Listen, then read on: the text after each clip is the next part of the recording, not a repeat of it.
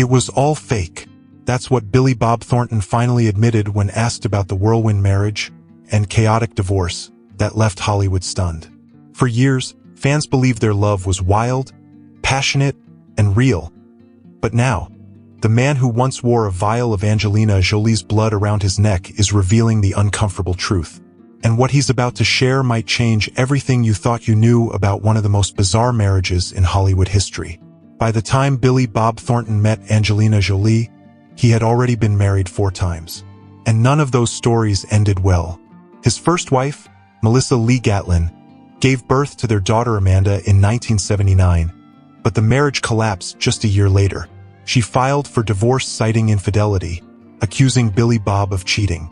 That's not just a bump in the road. That's the first sign of a pattern. His second marriage, to actress Toni Lawrence, lasted only 2 years. While details are sparse, Toni would later describe him as troubled, even as she acknowledged his talent. That word, troubled, seemed to follow him through every relationship. Then came Cinda Williams. They acted together. They even wrote together. But by Billy Bob's own admission, they were just friends who had no business getting married. The union ended just as quickly as it began, with little fanfare, but more proof that Thornton didn't really know how to make love last. His fourth marriage, however, turned darker. He married Playboy model Pietra Dawn Cherniak in 1993. On the outside, they seemed happy, even welcoming 2 sons together. But 4 years in, Pietra filed not just for divorce, but for a restraining order, accusing Billy Bob of repeated physical abuse, including in front of their children. Thornton denied the allegations, but the damage was done. The press ran wild, and his reputation took a hit that never fully healed. And yet, despite the wreckage behind him, Billy Bob kept chasing connection. Or maybe he was running from something. Maybe both. By the late 1990s, he was still seeking validation on screen and off. His career was on fire. His romantic life, a trail of broken hearts and half-finished love stories. But then came someone just as unpredictable, just as intense, and just as haunted. Enter Angelina Jolie. When Billy Bob Thornton met Angelina Jolie on the set of Pushing Tin in 1999, he was already engaged. His fiancée, Laura Dern, was no small-time girlfriend. They had been together for 2 years, living in the same home, planning a wedding. By all accounts, she believed she had found her forever. But Billy Bob, he was already slipping away. Something about Angelina captivated him. Maybe it was her edge. Maybe it was the fact that she wasn't afraid of his darkness. She had plenty of her own. Whatever it was, their chemistry was immediate, raw, and dangerously fast. According to Laura Dern, she left their shared home to film a movie and came back to find that Billy Bob had vanished. No goodbye, no conversation, and most shocking of all, he had married Angelina Jolie in Las Vegas. That's not heartbreak. That's emotional detonation. Laura later said, "I left our home to work on a movie, and while I was away, my boyfriend got married, and I've never heard from him again. No confrontation, no apology, just silence." And while the world was trying to process that, Billy Bob and Angelina were already out in public, inseparable, chaotic, and leaning hard into their new identity as Hollywood's most eccentric couple. They weren't shy. They weren't quiet. They didn't care. They wore each other's blood in necklaces. They told MTV about having sex in the car on the way to red carpet events.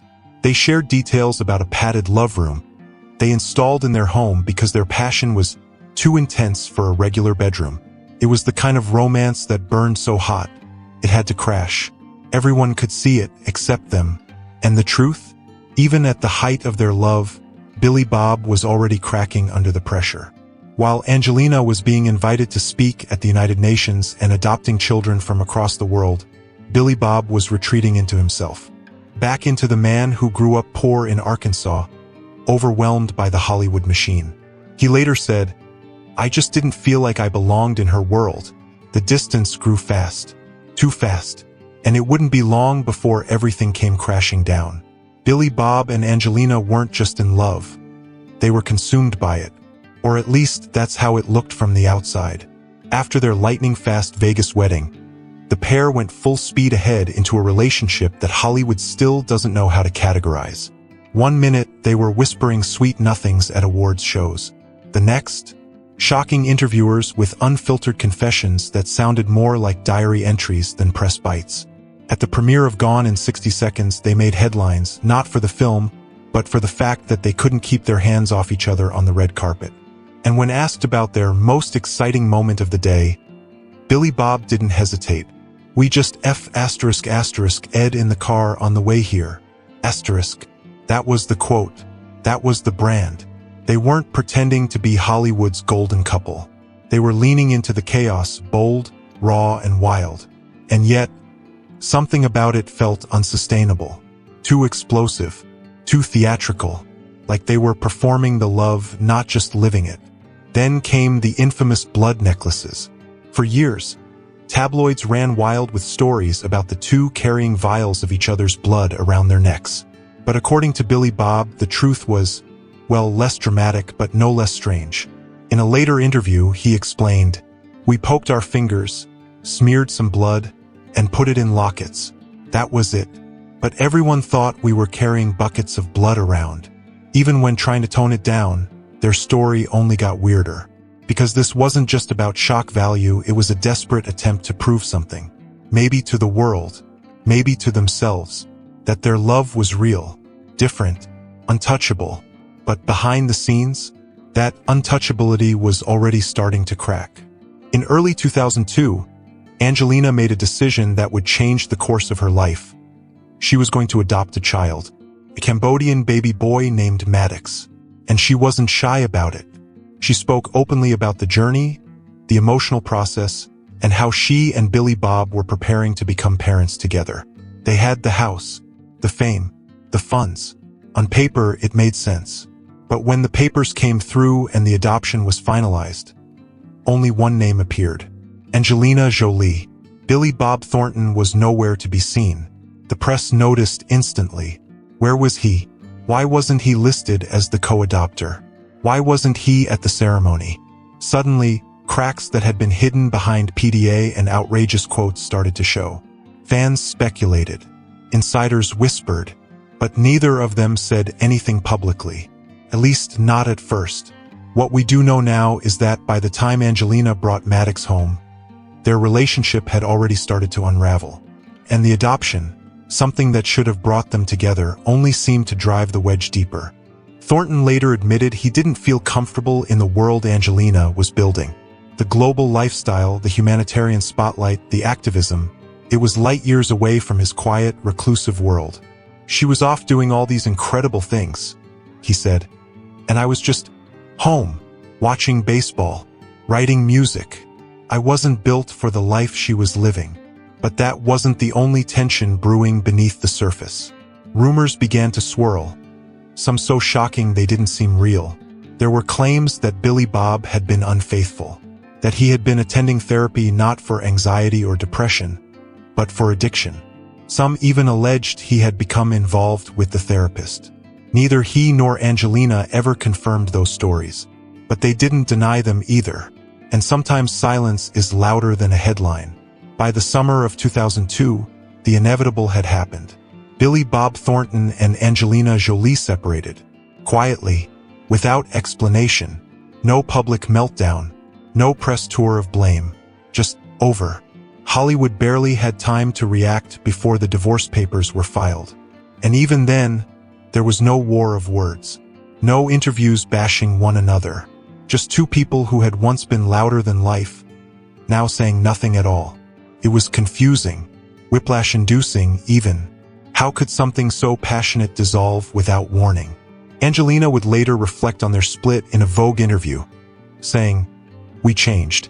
I became who I am today. He became who he is. And we just didn't connect anymore." She spoke about growing apart, evolving in different directions, and how, one day, they simply had nothing left to say to each other. But Billy Bob, he took longer to speak. It wasn't until 2003, nearly a year after the breakup, that he opened up in Entertainment Weekly. And even then, it felt like he was still processing the shock himself. It was like, you're standing in line at a nightclub and suddenly there's helicopters, gunfire, and chaos, and you don't even know what happened.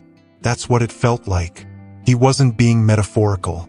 That's really how lost he felt, how blindsided. And yet, over the years, more truth started to spill out. In 2016, in an interview with GQ, Billy Bob finally said the thing that made everything click. "I never felt good enough for her." He didn't blame her. He didn't frame himself as a victim. He just owned it. He couldn't keep up with her.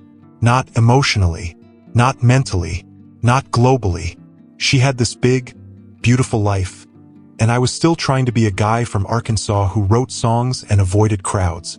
And then he said it. It was all fake, a statement that rocked longtime fans. But what did he really mean?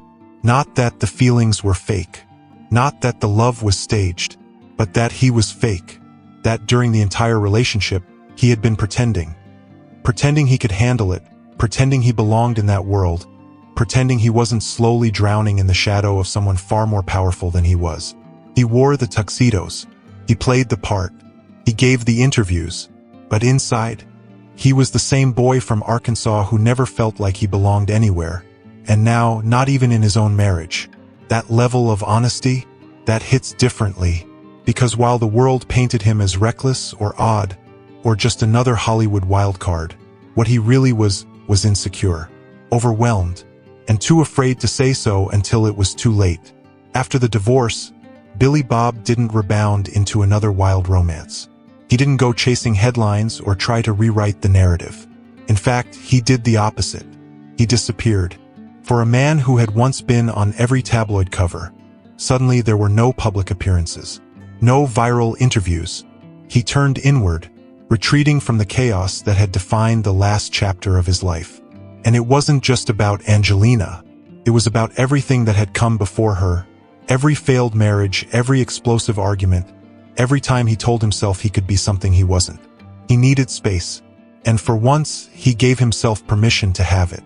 But even in that quiet, his name kept showing up in interviews, just not from him. Surprisingly, it was Angelina who spoke first. In 2012, 10 years after their split, she wrote the foreword to Billy Bob's memoir, The Billy Bob Tapes. In it, she described him as deeply creative, misunderstood, and emotionally complex. She talked about his struggle with agoraphobia and how he wrestled with the noise of fame, never quite fitting in. There was no bitterness in her words, just admiration and understanding, and that's what made it clear. Even though their relationship didn't survive, the respect between them somehow did. That's rare, especially in Hollywood. But for Billy Bob, real peace wouldn't come until he met someone who didn't want the spotlight at all. Enter Connie England, a makeup and special effects artist. A woman behind the camera, private, grounded, completely uninterested in the glitz and gossip of celebrity life.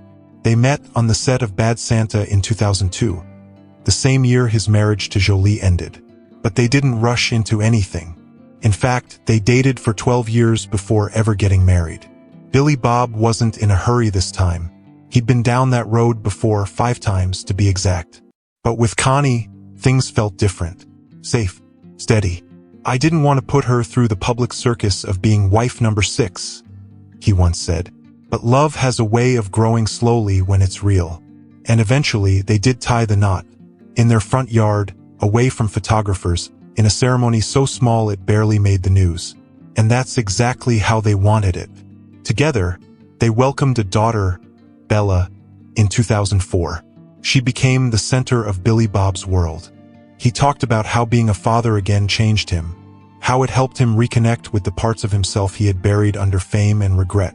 They don't make flashy red carpet appearances. They don't do joint interviews.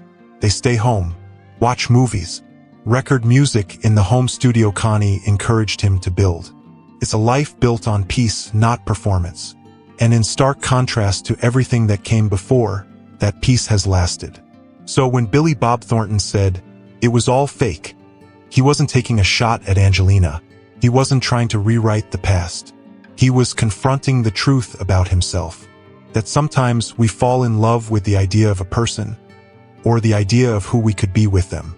But love without honesty, especially self-honesty, can't last. And maybe that's the lesson behind this entire story. Because for all the blood necklaces, red carpet kisses, and media chaos, what broke Billy Bob wasn't the passion. It was the performance, the pressure to be someone he wasn't. And now, he doesn't have to pretend anymore. He's found his calm, his balance, his quiet, and that, perhaps, is the most beautiful ending of all. For more of the latest news, check out this video.